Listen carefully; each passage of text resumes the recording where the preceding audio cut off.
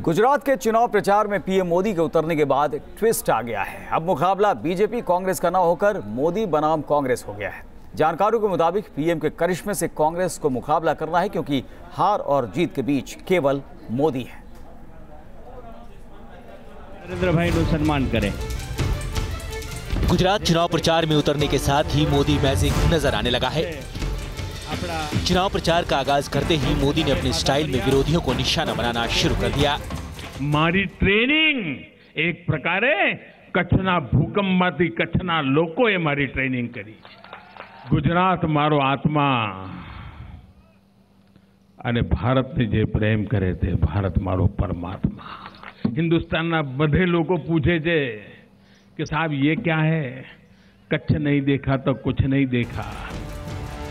अपनी रैली में उन्होंने गुजराती अस्मिता, गुजरात का बेटा जैसे मुद्दे उठाकर जनता के दिलों में उतरने की कोशिश की।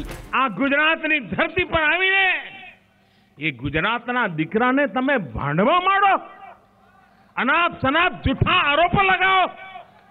मोदी के इस स्टाइल ने सूबे में चुनाव का रुख ही मोड़ दिया है।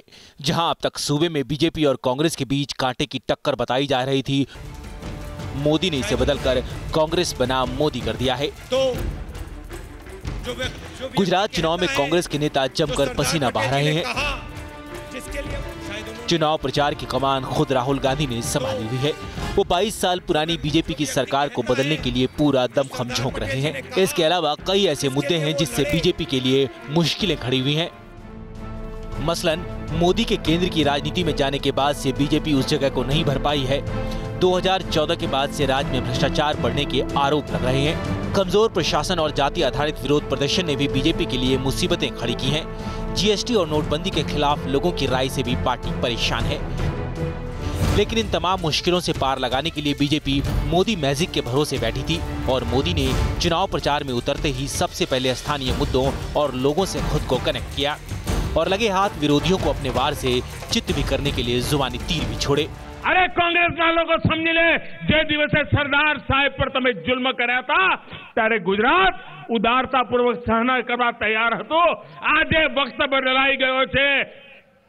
कोई गुजराती आ अपमान हवे सहन नहीं करवानो, ये तमे समझीने चालो। कांग्रेस गुजरात में इस बार सरकार बनाने का सपना देख रही है। वहीं बीजेपी को उम्मीद है कि मोदी मैजिक के भरोसे वो 150 का जादुई आंकड़ा छूने में कामयाब हो जाएगी। गुजरात में सत्ता विरोधी लहर के दावे और कांग्रेस उपाध्यक्ष राहुल गांधी के आत्मविश्वास भरे चुनाव प्रचार के बावजूद मोदी अपने और कांग्रेस के बीच की लड़ाई इसे बताने में कामयाब होते दिख रहे हैं। एक तरफ जहां मोदी ये भी बता रहे हैं कि गुजरात का अपमान उनका अपमान होगा, तो वहीं उनकी रैलियों में गड़गड़ाहट तालियों की और साथ में बड़ी भीड़ उनकी कामयाबी की कहानी बयां कर रही है। वीडियो जर्नलिस्ट हरीश शर्मा के साथ सैयद आमिर हुसैन, न्यूज नेशन, अहमदाबाद, गुजरात। चलिए, और इस बीच केंद्रीय मंत्री रविशंकर प्रसाद ने कांग्रेस उपाध्यक्ष राहुल गांधी पर हमला बोला है और ये कहा है कि राहुल गांधी या फिर कांग्रेस को आतंक की समझ नहीं है। टिमोथी रोमर जो अमेरिका के एम्बेसडर थे, वो राहुल गांधी के बगल में बैठे हुए थे। तो टिमोथी रोमर ने राहुल गांधी से कई विषयों पर बातचीत की और उनसे यह पूछा कि लश्कर तैयबा के बारे में आपका क्या कहना है। तो राहुल गांधी ने कहा वो तो ठीक है, लेकिन भारत का हिंदू टेरर अधिक गंभीर चुनौती है। इस पर ज्यादा बातचीत के लिए चलते हैं अपने संवाददाता सैयद आमिर हुसैन के पास, जो अहमदाबाद से सीधे हमारे साथ मौजूद हैं। आमिर, जैसे जैसे चुनाव करीब आता जा रहा है, वार पलटवार तेज होते जा रहे हैं। कांग्रेस चाहती थी कि मुकाबला जो है वो कांग्रेस बनाम बीजेपी रहे, लेकिन कांग्रेस बनाम मोदी होता हुआ दिख रहा है। और साथ ही साथ जिस तरह से रविशंकर प्रसाद ने कहा है कि राहुल और कांग्रेस को आतंक की समझ नहीं है, किस तरह से देखा जा रहा है इन सब चीजों को?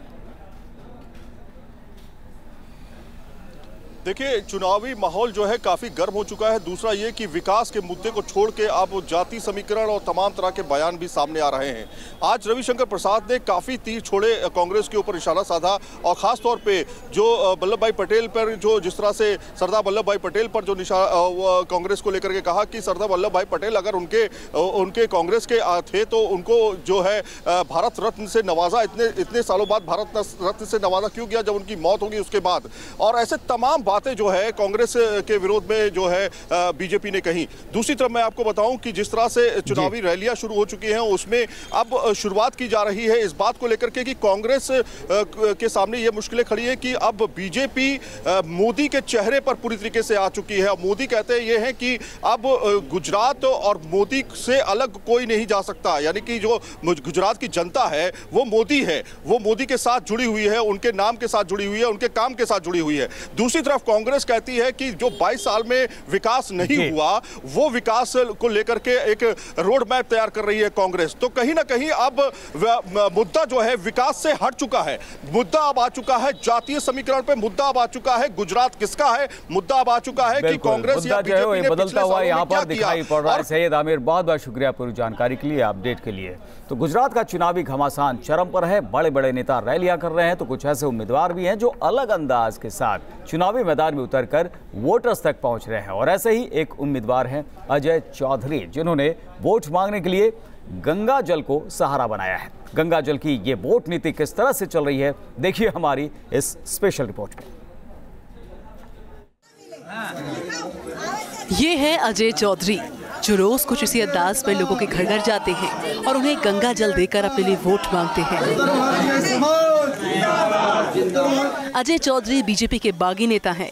ये सूरत शहर के महामंत्री रह चुके हैं, लेकिन जब पार्टी ने किसी भी उत्तर भारतीय उम्मीदवार को टिकट नहीं दिया तो इन्होंने निर्दलीय उम्मीदवार के रूप में 84 विधानसभा सीट से ताल ठोक दी। अजय चौधरी इन बोतलों के साथ घर से निकलते हैं जिनमें गंगा जल भरा होता है। ये बोतल लोगों को देकर वो उन्हें अपनी जमीन और मां गंगा की याद दिलाते हैं और एक उत्तर भारतीय को विधायक बनाने की अपील भी करते हैं। अजय चौधरी को उम्मीद है कि मां गंगा उन्हें जरूर विजयी बनाएंगी। पवित्रता, हम किसी भी काम की शुरुआत जो है में पवित्रता का बहुत महत्वपूर्ण स्थान है। और चूंकि हम लोग गंगा की गोद से आए हुए हैं, माँ गंगा की गोद से आने वाले उत्तर प्रदेश, बिहार, झारखंड के लोग यहाँ पे सूरत में वर्षों से रहते हैं, कई की तो 2-2, 3-3 पीढ़ियाँ रहती है। उनके समस्याओं को सही रूप में उठाने वाले लोग, उनका अपना प्रतिनिधि समाज से हो, इस बार ये समाज ने तय किया। जय श्री राम। सूरत में रह रहे उत्तर भारतीय भी अजय चौधरी के इस अंदाज से काफी प्रभावित हैं। इनका कहना है यहाँ के नेताओं ने कभी उनकी सुध नहीं ली, ऐसे में वो एक उत्तर भारतीय को ही अपना जनसेवक चुनेंगे। किसी भी पार्टी ने इस बार हमारे समाज को ऐसी तवज्जो नहीं दी। हमने उन्हें बहुत, हम उनके लिए हमेशा खड़े रहे हैं, हमारे समाज हमेशा उनके लिए खड़ा रहा। पर कभी भी आज जो मौका था जिसमें हमें ऐसा लगा कि शायद हमें भी कंसीडर किया जाएगा, वैसे कंसीडरेशन मिली नहीं। इस वजह से हमारा जो भी एक निर्दलीय उम्मीदवार हैं हम उनको वोट करेंगे। चुनाव के मौसम में अक्सर नेता वोटर्स को लुभाने के लिए इस तरह के अनूठे प्रयोग करते रहते हैं, जिन्हें वोटर काफी पसंद भी करते हैं। लेकिन क्या ये जीत की चाबी साबित हो पाएगा, ये तो 18 दिसंबर को ही मालूम चल पाएगा। श्वेता सिंह, न्यूज़ नेशन, सूरत।